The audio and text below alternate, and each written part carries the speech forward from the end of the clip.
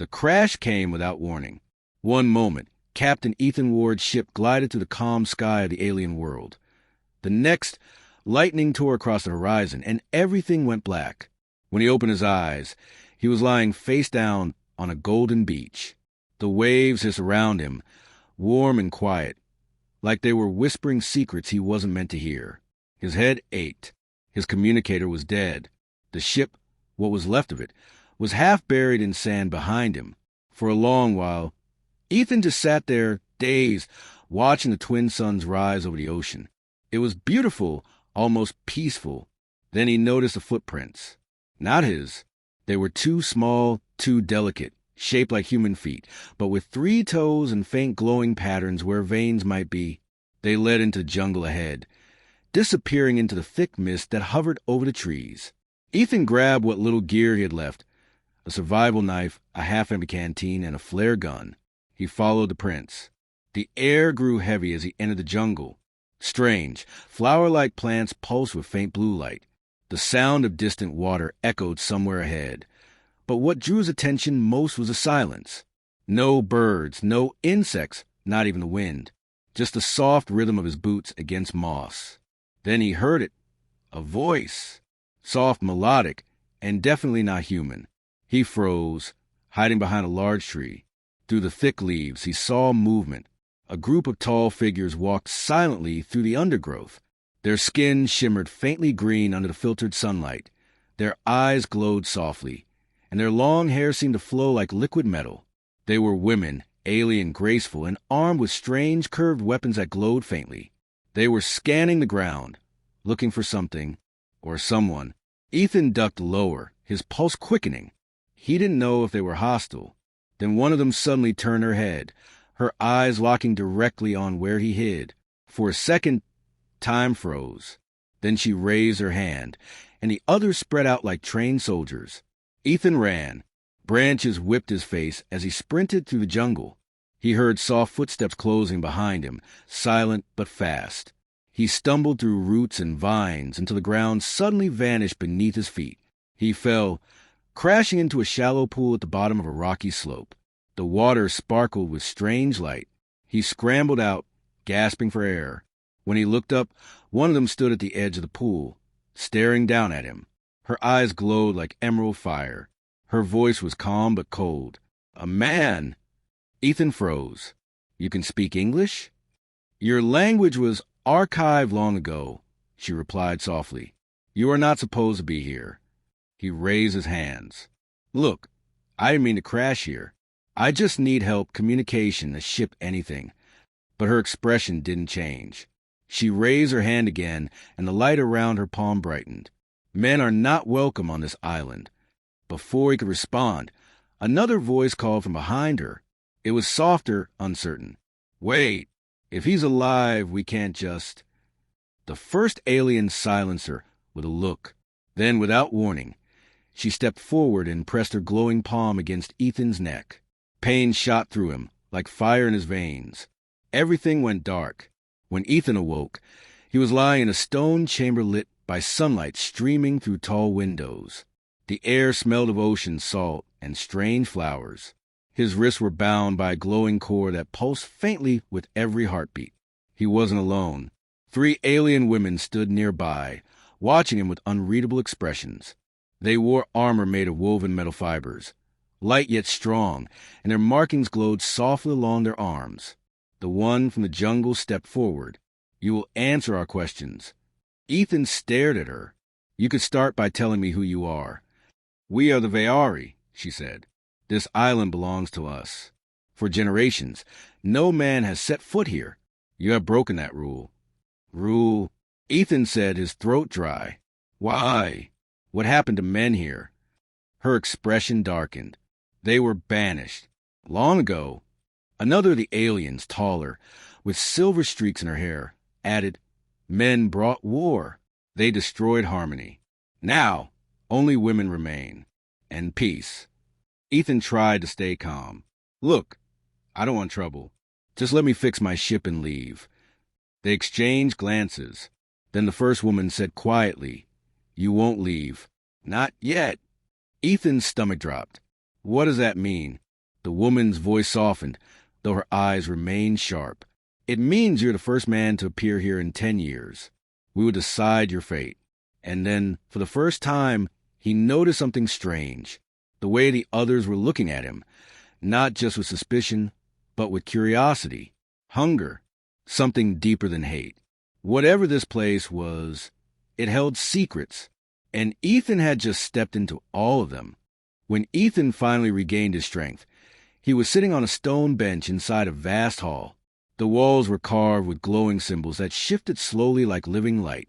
The air was cool, filled with a hum of energy flowing through the structure. Everything looked ancient yet advanced, technology woven seamlessly into nature. The alien women watched him from a distance. They whispered each other in a melodic language, their voices echoing softly through the chamber. None of them came close. Only one did, the same woman who had captured him. Her name, he learned, was Karin, the commander of the Veari Guard. "You have been unconscious for 2 days," she said, her tone calm but firm. "We monitored your health. You are stable." "Stable?" Ethan muttered, rubbing his wrist where the glowing bonds had been. "You could have just asked me to stay still instead of tying me up." Karin tilted her head slightly. "We do not trust men." Ethan sighed. "Yeah, I noticed." She stepped closer, her green skin catching the sunlight filtering through the high windows. Her eyes were sharp, intelligent. "You are lucky," she said. "Most men who came here before you were not treated kindly." Ethan frowned. "Before me? You said no man had come here in 10 years. Karin hesitated. "Yes, the last one didn't survive long." The silence that followed was heavy. Ethan didn't ask what had happened. He could see the answer in her eyes. Finally, she turned away and gestured for him to follow. "The council wishes to see you." They walked through winding corridors filled with carved murals, each telling the story of the Veari's past. Ethan saw depictions of men and women together once, building cities, taming the land, exploring the stars. But as the carvings progressed, the scenes darkened war, destruction, betrayal. Men with weapons, fire raining from the sky, and finally, women standing alone amidst ruins. Karin noticed him studying the walls. "We were once united," she said quietly, "until greed poisoned our hearts. Men sought control, power. We chose survival. So you banished them?" Ethan asked. "Banished?" "No," she said. "We ended them." Ethan stopped walking. "Ended?" She looked at him, her voice steady. All men were hunted, captured, or removed from Veari lands. Only women remained, for generations. He stared at her in disbelief. "That's genocide." Karin didn't flinch. "That is balance." The council chamber was massive, an open circular space surrounded by glowing pillars. 7 alien women sat on raised seats of crystal.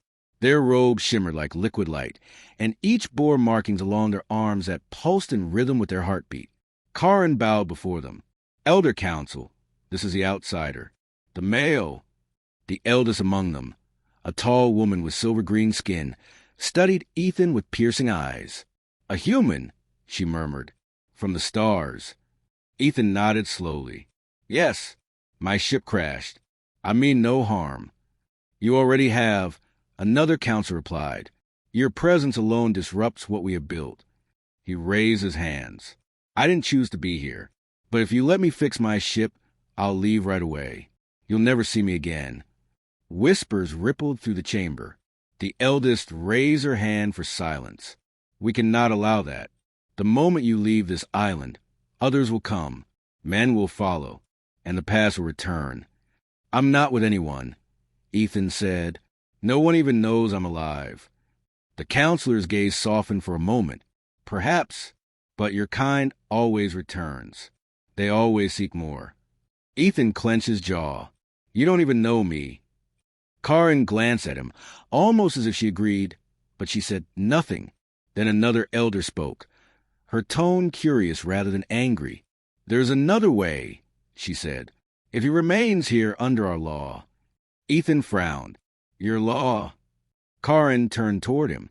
"Every being on this island must serve a purpose, a task that benefits the community. If you stay, you must obey that law. He crossed his arms. So what exactly do you want me to do? The elders exchanged glances. Then the eldest said, there are tasks men once performed that our people can no longer do. Some require strength. Others require understanding. Ethan couldn't tell what she meant, but the way they all looked at him made him uneasy. I'm an engineer, he said carefully. I can build, fix machines, anything mechanical. The eldest nodded slowly. Then you will work under the supervision of our engineers in the lower sanctum. Fine by me, Ethan said quickly, as long as I'm not locked up. Karen gave him a faint smile, one that didn't quite reach her eyes. You may walk freely, but understand this. Every step you take here will be watched. Later that evening, Ethan was escorted to a small stone house overlooking the sea. The twin suns were setting, painting the waves in gold and crimson. For the first time since his crash, he felt something close to calm. He stood on the balcony, looking out over the water, when he heard soft footsteps behind him. Karen was there again. You handled the council better than I expected, she said. Ethan smiled faintly. You make it sound like I survived a battle. In a way, she said. The council hasn't agreed on anything in years, but they allowed you to live. That means something. Why? He asked quietly. Why keep me alive at all if your people hate men so much? Karen hesitated, her eyes on the horizon. Because some of us wonder, she said finally, if we were wrong. Ethan turned to her. About what? She met his eyes. About men. About what we lost when we destroyed them. The sound of waves filled the silence between them, and for the first time since he arrived, Ethan felt something shift. Maybe, just maybe, he wasn't the intruder they thought he was. Maybe he was the answer they didn't know they were searching for. Ethan woke up the next morning to the sound of distant waves crashing against the cliffs. For a moment, he almost forgot where he was. The small stone house was quiet, filled with the scent of sea air and something floral, alien yet pleasant. But when he stepped outside, he saw the watchers again. 2 Veari guards stood at the edge of the path, their glowing armor faintly pulsing. They didn't speak. They only watched. Ethan sighed. Good morning to you, too, he muttered. He made his way toward the lower sanctum, as the council had ordered. The path wound through terraces of strange glowing plants that reacted to his steps, opening like flowers, releasing motes of light into the air. It was beautiful, surreal, and unervingly silent. At the sanctum entrance, Karen was waiting. You're punctual, she said, crossing her arms. I figured it's best not to annoy the locals, Ethan replied with a half-smile. Karen gave him a look that wasn't quite unfriendly. Good. Follow me. You will work with our technics. They've been instructed to tolerate your presence. Ethan chuckled softly. How generous. The sanctum was built into the cliff itself, vast, humming with energy. Transparent crystals floated midair, projecting blueprints and glowing streams of code. Dozens of Veari engineers moved gracefully among them, their fingers brushing invisible screens. They paused when Ethan entered. Conversation stopped. He could feel the weight of their stares, curiosity, distrust, even fear. Karen introduced him quickly. This is Ethan. He will assist with machinery repairs. Do not speak unless necessary. One of the older engineers, a tall woman with metallic markings along her arms, nodded stiffly. Fine, but keep him away from the core systems. Ethan frowned. Core systems? Karen's tone shifted slightly. Do not ask about that. He wanted to press further, but her expression made it clear. Some doors were not meant to be opened. Hours passed as Ethan worked beside the engineers. Despite their coldness, he noticed how primitive some of their repairs were. They used advanced technology, but in outdated ways. Systems were running inefficiently, power conduits unstable, designs poorly optimized. You're overloading converters, he said at one point. If I rewire the flow here, you'll get double the energy output. The nearest Veari glared at him. Do not touch that, he sighed. I'm trying to help. Karen, watching from the corner, spoke up. Let him try. The engineer hesitated, then stepped aside. Ethan moved carefully, using the alien tools as best as he could. Within minutes, the machine hummed smoothly, brighter, steadier. The room fell silent. One of the younger Veari whispered, "Works!" Karin smiled faintly. "You have earned yourself a meal tonight, human." Ethan grinned. "Guess I'll take that as a compliment." That night, as he walked back toward his quarters, he noticed something strange. The air near the cliff shimmered faintly, as though heat waves were distorting the light. But the temperature was cool. He followed the shimmer down a narrow path hidden behind thick vines. At the end of the path was an iron gate carved into the stone. Strange runes glowed faintly on its surface. Ethan placed his hand against it, and it flickered open for a split second, revealing a blinding light inside. Then it sealed itself again. He stepped back, startled. "What the hell was that?" he whispered. "Curiosity will get you killed here," said a voice behind him. Ethan spun around. It was Karin, standing a few feet away, her eyes sharp. "How long were you following me?" he asked. "Long enough to stop you from doing something stupid," she replied. "That gate, what is it?" She looked at the shimmering wall, then back at him. "It is the sanctuary. You are not to go near it." "Why?" Ethan asked. "What's inside?" Karin's face hardened. "The past. And the reason you should not be here." Before he could respond, she grabbed his wrist and pulled him away. Her grip was firm but not cruel. "If the council learns you were near the gate, they will exile you. Or worse." "Worse than exile?" Ethan asked, half joking. Karin didn't answer. Later that night, Ethan couldn't sleep. He lay awake, staring at the faint light on the ceiling. Her words echoed in his mind. The past. The reason you should not be here. He thought of the carvings he had seen, the wars, the destruction, the disappearance of men. And he began to wonder if the sanctuary held something or someone that could explain everything. When the twin moons rose high, he slipped out of the house again. This time, he wasn't going to ask for permission. He reached the gate quietly. The symbols glowed faintly, pulsing like a heartbeat. He placed his hand on it again, and suddenly it responded. The door opened with a deep rumble, releasing a rush of warm air and golden light. Inside, Ethan saw rows of glowing pods. Each one contained a shape, humanoid, still, surrounded by mist. He stepped closer, heart pounding. They were men, dozens of them, maybe hundreds, sleeping, preserved in some kind of stasis. Their faces peaceful, their bodies untouched by time. Ethan's throat went dry. "Oh my God!" He turned, realizing the Veari had never ended men completely. They had hidden them. A voice echoed softly behind him. "You shouldn't have come here." Ethan froze. Karin stood in the doorway, her face unreadable. "You lied to me," he said quietly. She shook her head. "I protected you. You think you want the truth, Ethan, but you don't understand what it costs." He pointed at the pods. "You said men were gone. You said you destroyed them." Her voice trembled for the first time. "We didn't destroy them. We kept them alive, so the council could decide when the world was ready for them again." Ethan stared at her, disbelief and anger warring in his chest. "Ready? You mean you control who lives and dies?" Karin's eyes met his. "Would you rather we had killed them?" Before Ethan could reply, alarms began to echo through the halls above. Red lights flared along the walls. Karin's expression turned urgent. "They know you're here," she said. "We have to leave. Now." Ethan hesitated, looking back at the sleeping men, his own kind, frozen in time. Then he followed her into the dark.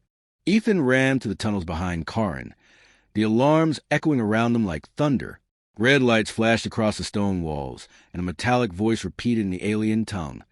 A warning he didn't understand but could easily guess. "They're coming for us!" he shouted over the noise. Karin didn't slow. "Keep running. If they catch us here, they'll execute us both." They burst through a narrow passage that led to a platform overlooking the sea. The twin moons painted the water in silver. Ethan's chest heaved, his legs burning, but Karin moved like the wind, fast, graceful, determined. When they finally stopped, Ethan turned on her, anger and confusion mixing in his eyes. "What was that place? Why didn't you tell me?" Karin faced the ocean, her back to him. The sanctuary is forbidden for a reason. Those men were part of time our leaders swore to erase. They call it the Age of Ruin. Ethan frowned. You mean when humans and Veari fought each other? Yes. Long ago, the two species shared colonies, trade, and power. But the wars destroyed nearly everything. When peace came, your kind vanished by our decree. Ethan clenched his fists. And you call that peace? Karin turned toward him. It was survival. Your people made weapons that could shatter planets. My ancestors decided to end the cycle before it ended all life. Ethan's jaw tightened.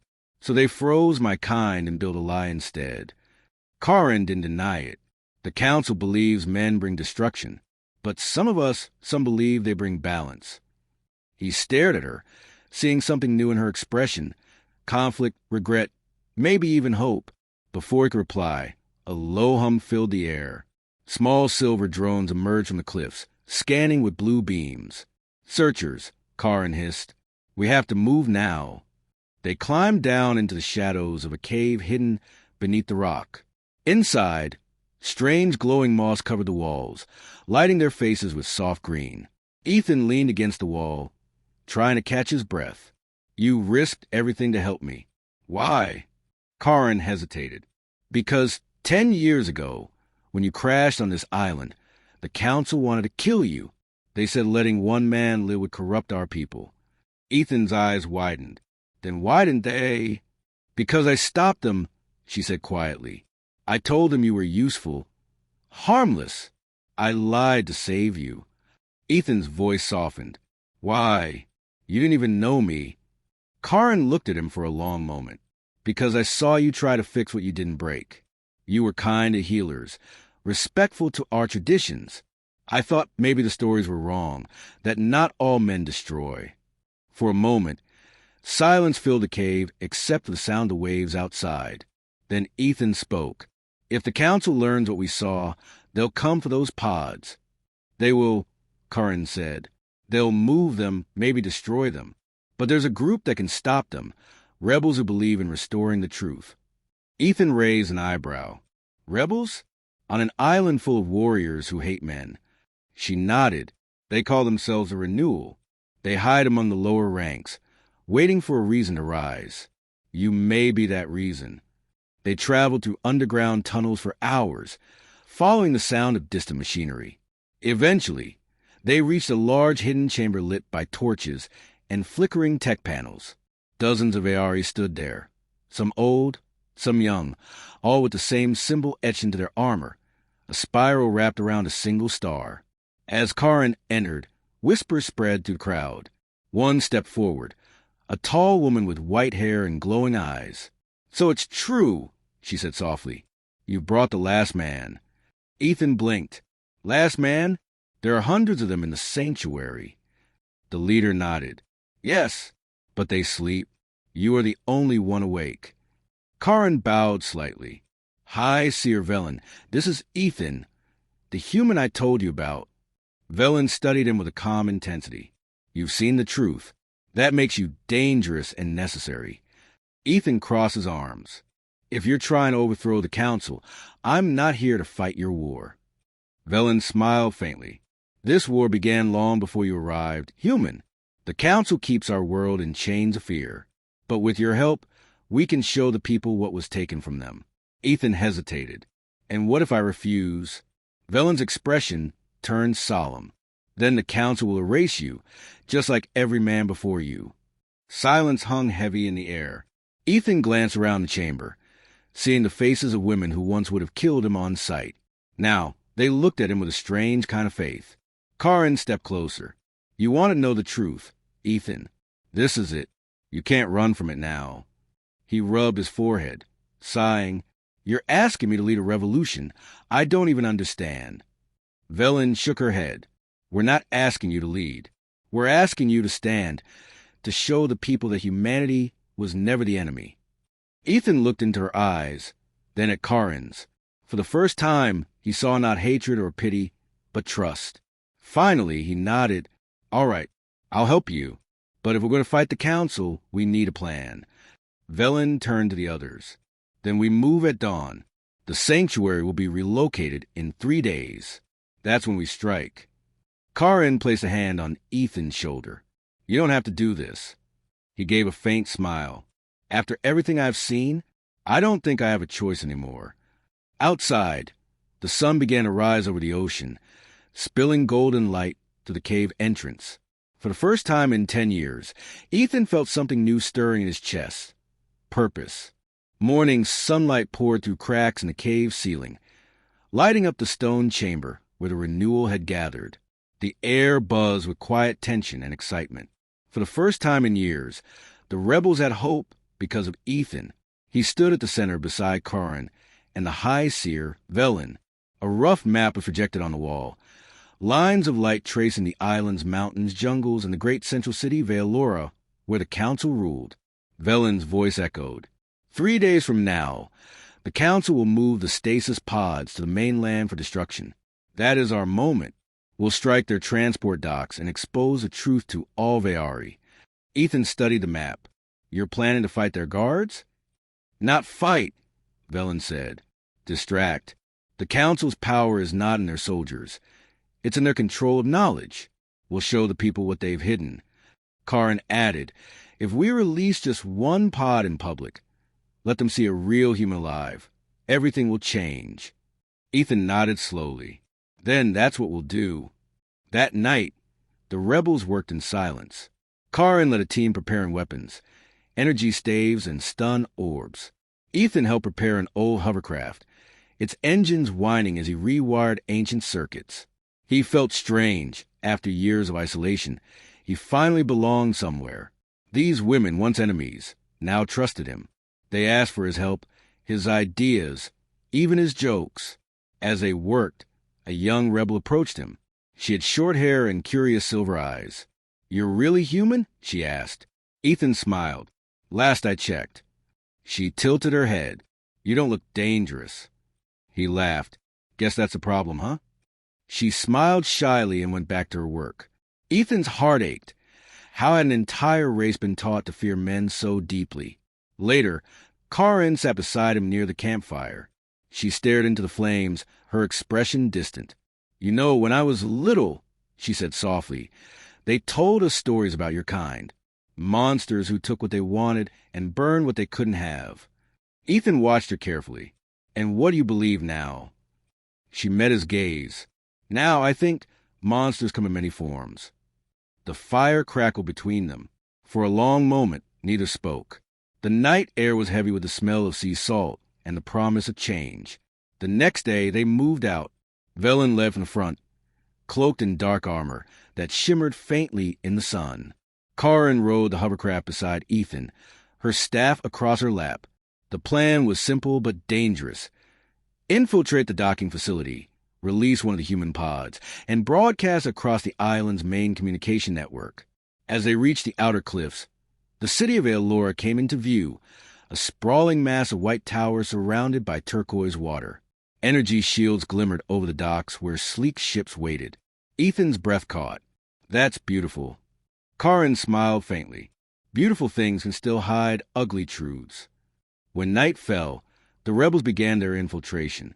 Dressed in gray armor stolen from the council guard, they moved like shadows through the narrow corridors of the docking bay. Ethan followed Karin's lead, heart pounding. Every sound, every echo made him flinch. Inside a secured chamber, they found rows of glowing pods, the same kind he'd seen in the sanctuary. Inside each, a human lay still, frozen in time. Karin pressed a hand against the glass of one pod. They looked so peaceful. Ethan whispered, they don't know they're prisoners. Velen's voice came through their comms. You have 10 minutes before patrols change. Activate the broadcast and open the pod. Ethan crouched beside the control console. His fingers flew across alien symbols, guided by Karin's translation. Here we go. The pod hissed. White mist rolled across the floor as the stasis field disengaged.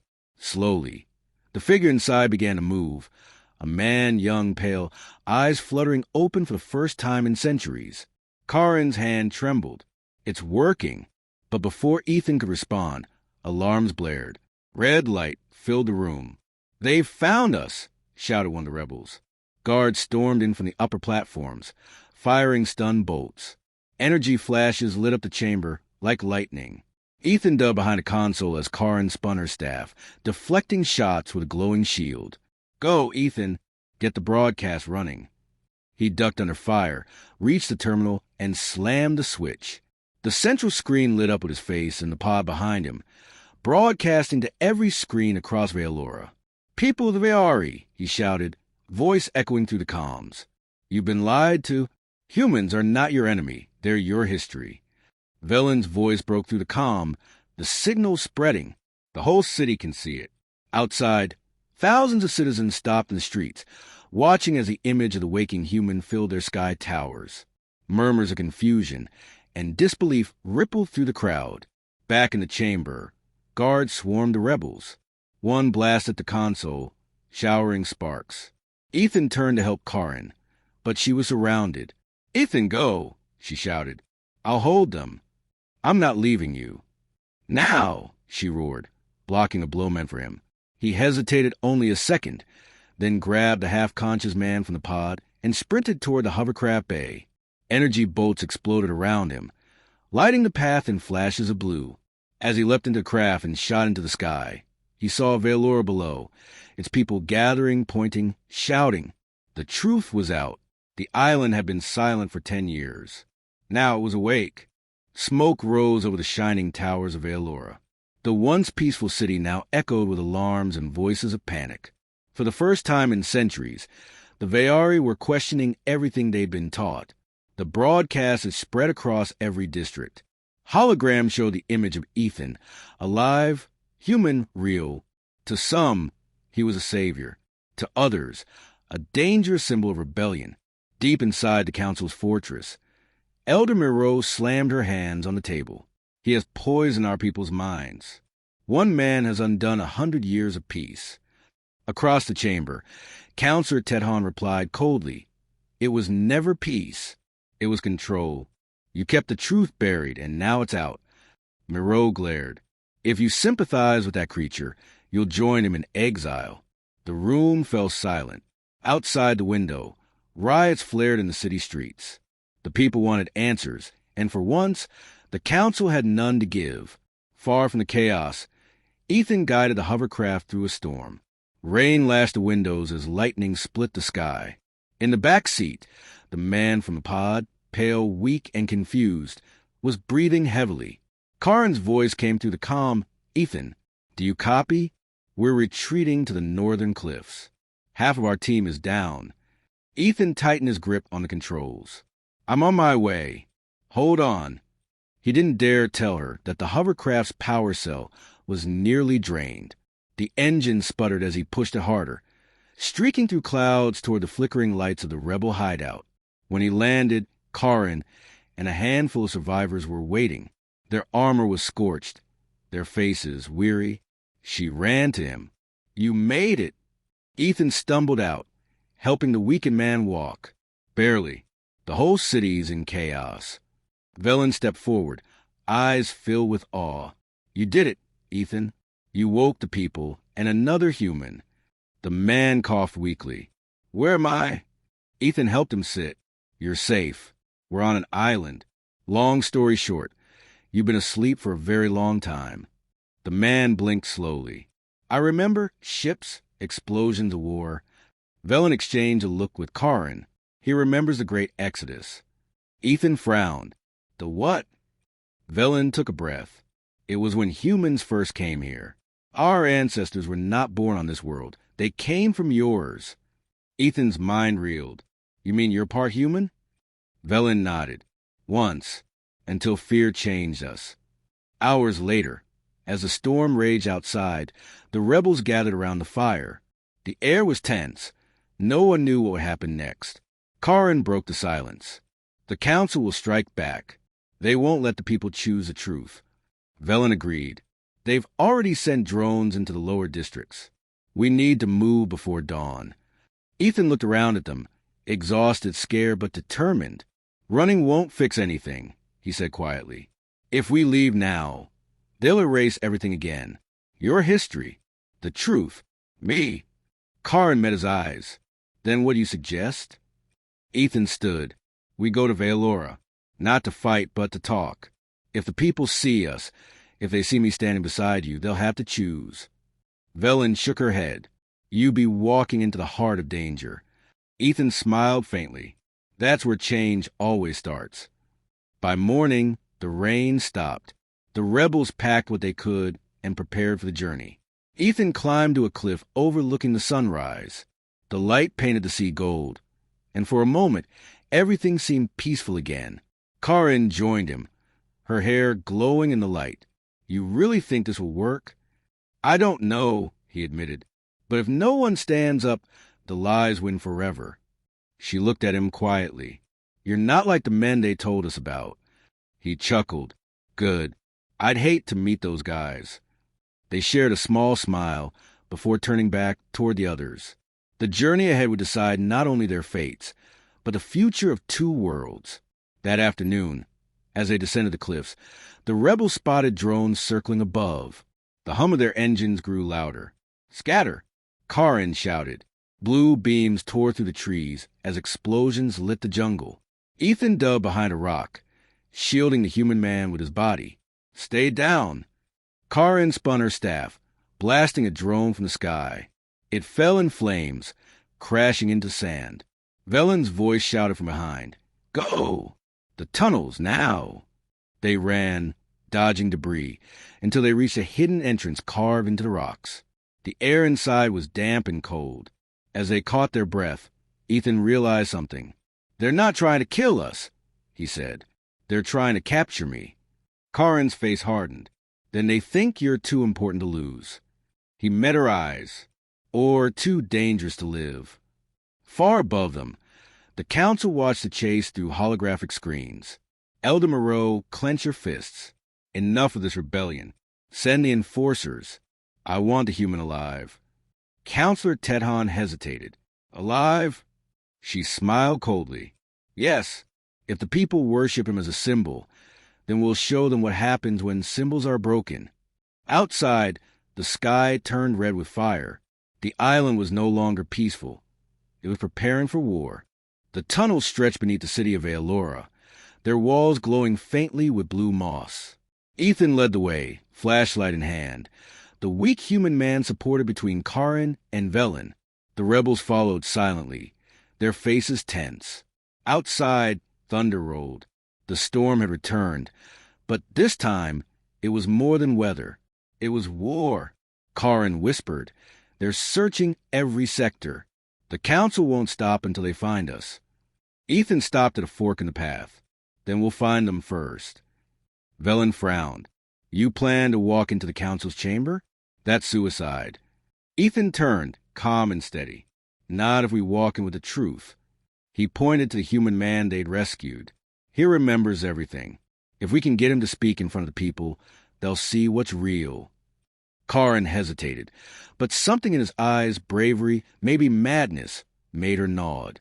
Then let's end this.